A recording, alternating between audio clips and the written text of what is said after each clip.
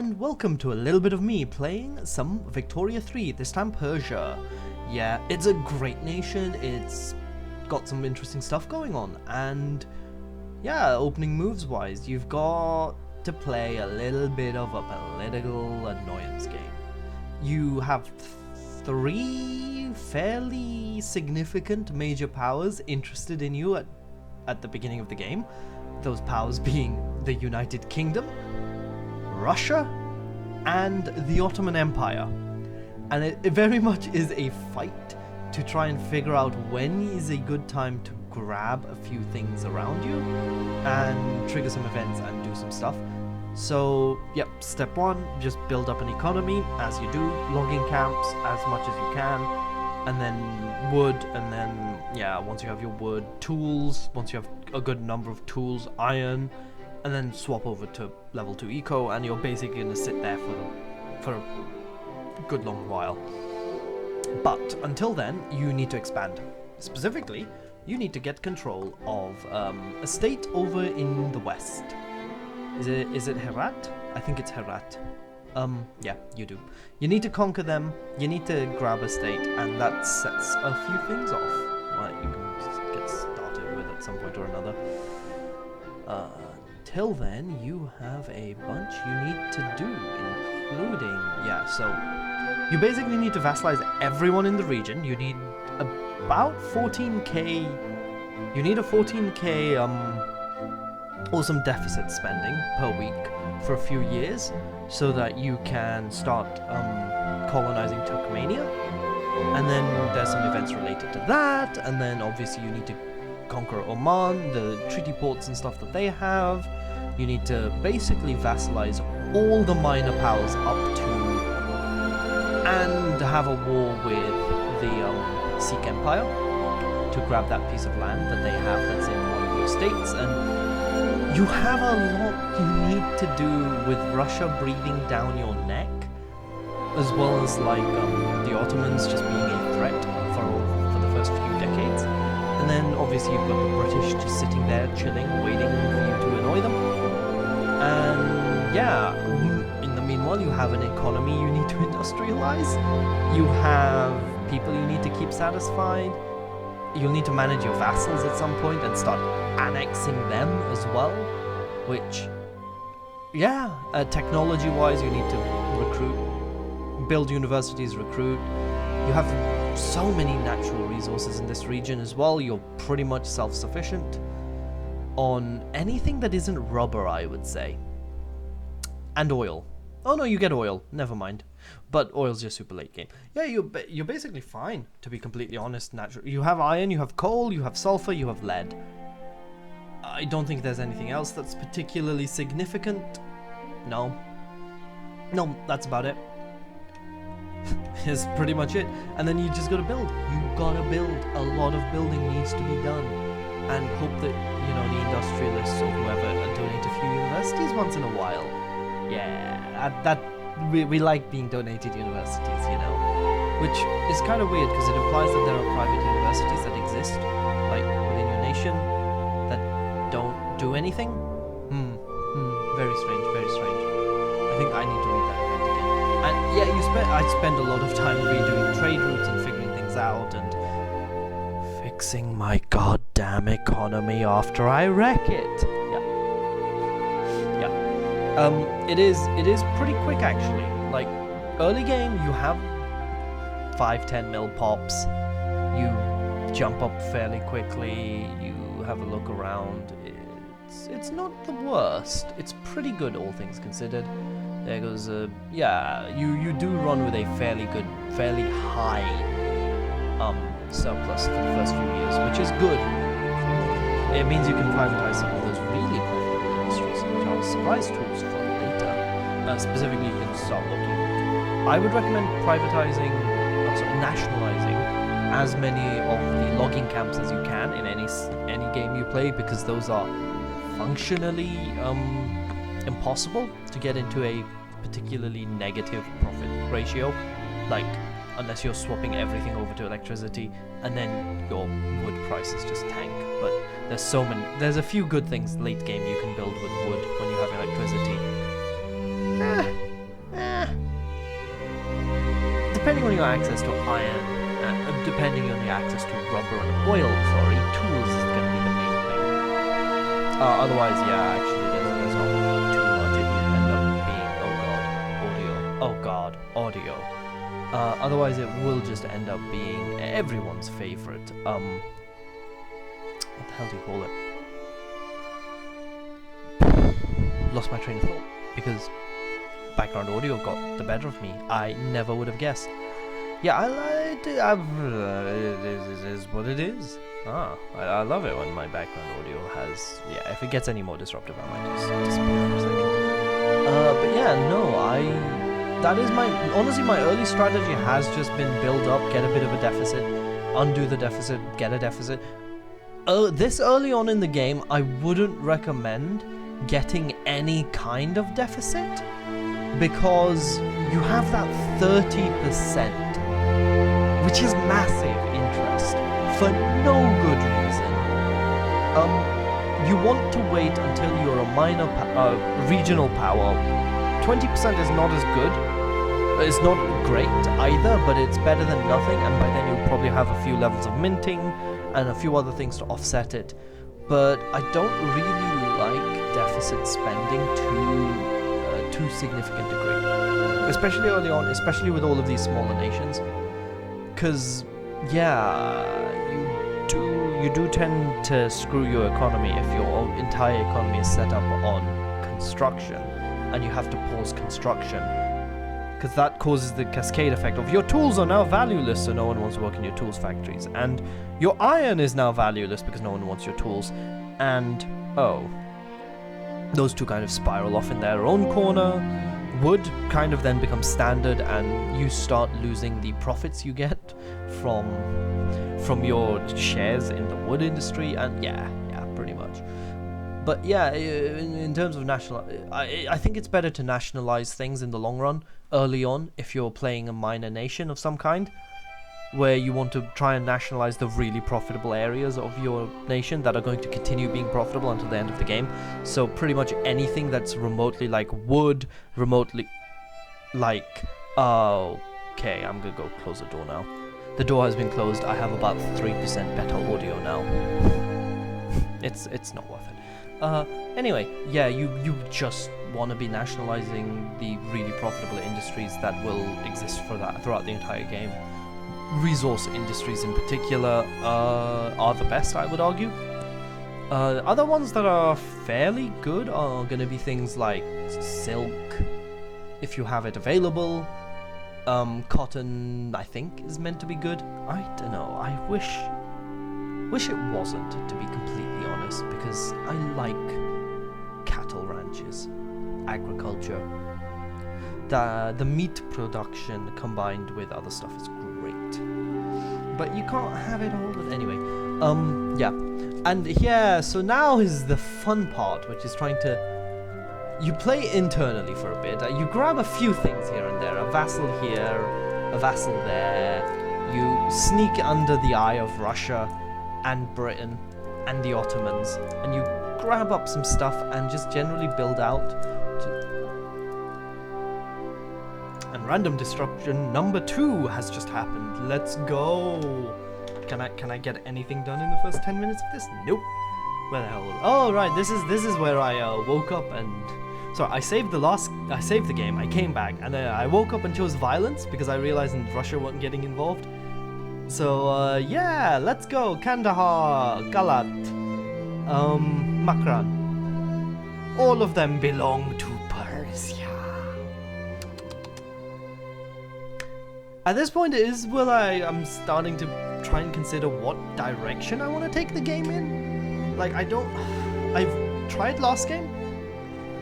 I've tried in the last few games to try and run... Oh god, Nedge joined the French? I did not notice that. Oh god. Me. I really need to slow down sometimes and chill and look at the map. And yeah, there's my tools and stuff, and yeah. So at this point it is where I ran out in a few spots of some good stuff, like infrastructure, so yeah, I need to go sort that out. Kandahar, I grabbed Kabul, I basically just ate everything up in this region as much as I could to try and get border Vassals-wise, your strategy is pretty simple. Increase subject payment as soon as it seems viable, increase relations with them, keep them happy, and keep them dependent on you, which is pretty easy because you're the player and you have a much better ability to do the market stuff. Abuse the fact that you can build in their markets to get resources and stuff, but you kind of don't need to because you're Persia. And yeah, you just eat everyone up, you surround Herat, you do all that good stuff. And eventually the entire game does just become consolidating your power base. You get that sweet bonus here and there. In terms of power rating and things to do, I'm thinking maybe go trade this time, a trade league of some kind. Maybe. No. I'll find out, because I'm yet to play the next 30 years, which is nice for a change. So yeah, this is going to stop in 61, so we have about 15 years left, so we're about halfway through and it does slow down a bit, and I do end up doing some more stuff, and there are a few bits I'll have to cut because I sit paused for a while because I forget I'm recording and just go and do something else. Lamau, it is what it is. But yeah, you just want to expand your borders slightly. You want to get your vassals happy. You don't really want to get your vassals, don't want to get too many vassals, because if there's too many, they do become a bit of a pain to manage. This is me just trying to get different laws passed. I spend a lot of time trying to get all kinds of different laws and stuff, and there you go, there's an landed voting, first step towards liberalism. And yes, trade is good. It's not great.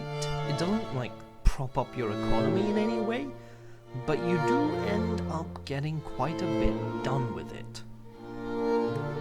Obviously I'm producing a lot of good stuff, like luxury clothing, which is kind of a pain for a lot of regions, and silk and all that good stuff. Yeah, at some point I'm gonna go free trade somewhere. Oh, a free trade league somewhere else in Ireland. I've got an idea for that, but we will have to do that some other time. For now, Persia doing Persia things, also known as existing. Yeah, so I kind of did just do that. The Ottomans are purple now. They're in a revolt, it's fine. Railways are doing railway, yeah, so I get the railway tech, I get the boiler tech. I start building a few scattered around here and there. I don't really commit too fully to it, because I'm still building up my economy. I still have a fairly good, not deficit, the opposite. Yeah. And this is the first major pause, but it's a good point in the game. I'm like almost exactly 20 years in, and I'm starting to get that steel up. I'm starting to get engines, and then once I have the engines, I get a few railways here and there in the key states. I think my strategy should have had me maxing my wood by now, and if I have any excess wood, obviously I just export it to my neighbors and stuff, because that's super easy. And yeah, coal mines, yeah, and then you start focusing on coal mines. Obviously you need coal, water tube boiler, automation, all that stuff. 10 mil is a lot of pops, but it's very thinly spread out across quite a few states. It's not like my last game is Cape Colony, where there's 3 states and I have 9 mil pop. So you have them concentrated in some really nice spots, so you can do a lot of industry, and then get screwed by Britain not giving you more anger, unspeakable levels of violence, and god damn the British Empire. God damn them.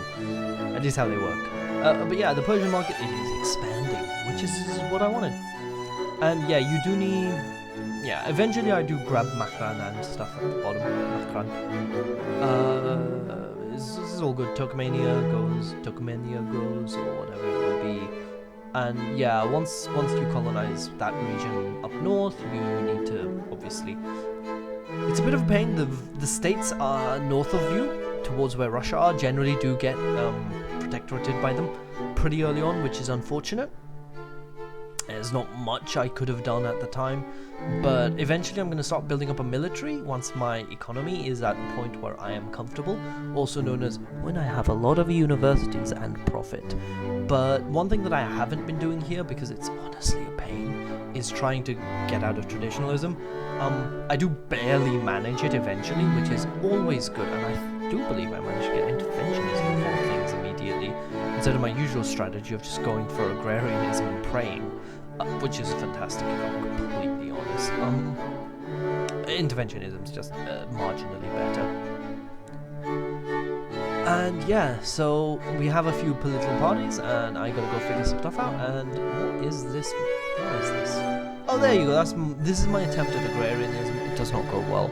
I try to like get a few lucky things. In all honesty, I could probably have gone for some different laws and setup, but no, that I did not do. And I try this game to run with a much shorter build queue, so I'm more actively looking around to do things. It does mean I get to do some more interesting things, more fun.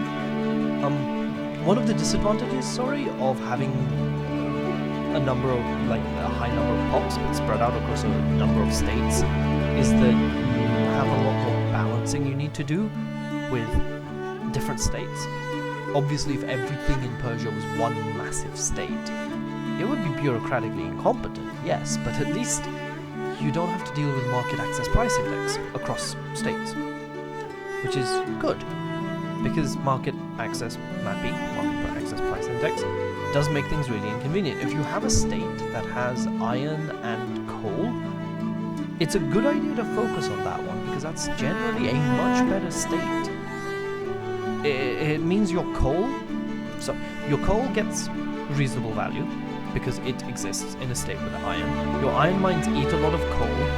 That gives and there's no market index shenanigans, so your iron itself is more profitable. If your iron's more profitable, yada yada yada, you build things a bit better. You can do tools in there. You can build steel. You can do steel tools, and there you go. That's when fun stuff starts happening. What else can you do? With steel, you can go straight into engines. With the engines, you can railway. You can loop it within a single state. You can do construction sectors as well. Obviously, iron frame construction. Steel frame's a bit harder because it needs glass, which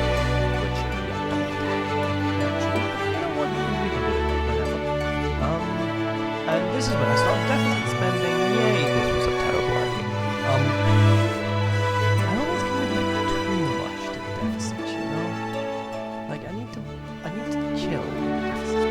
But that's because I was trying to get agrarianism, so I was like, it's fine.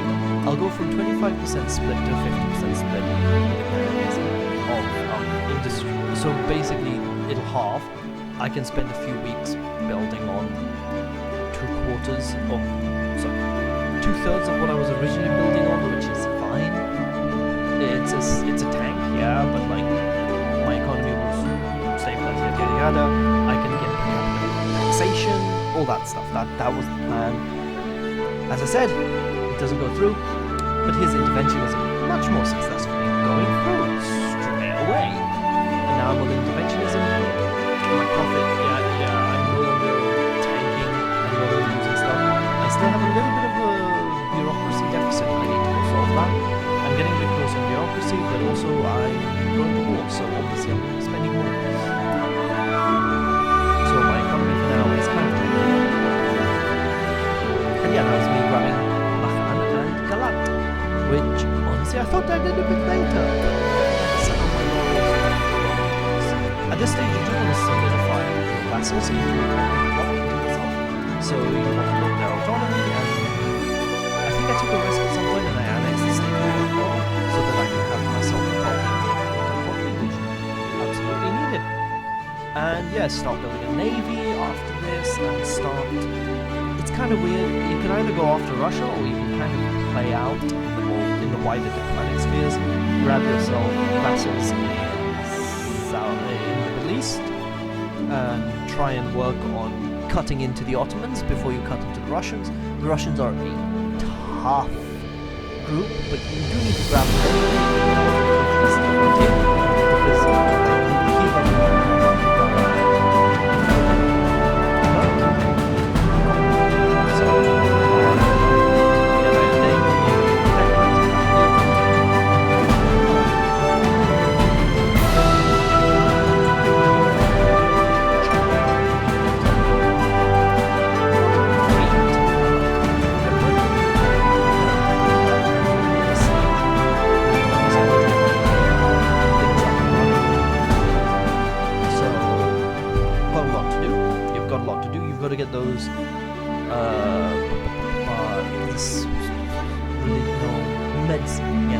Gotta get medicine up and running, public, private, whatever, all that stuff. I think I'm gonna private actually this game. I tried public medicine last time. Not a huge fan of that. Yeah, you need a very high soul for that to work. So if you're not going like full socialism or full communism run with collectivizing everything, it doesn't work so well because you just end up with a bunch of private industries everywhere. Or is if you just nationalize everything.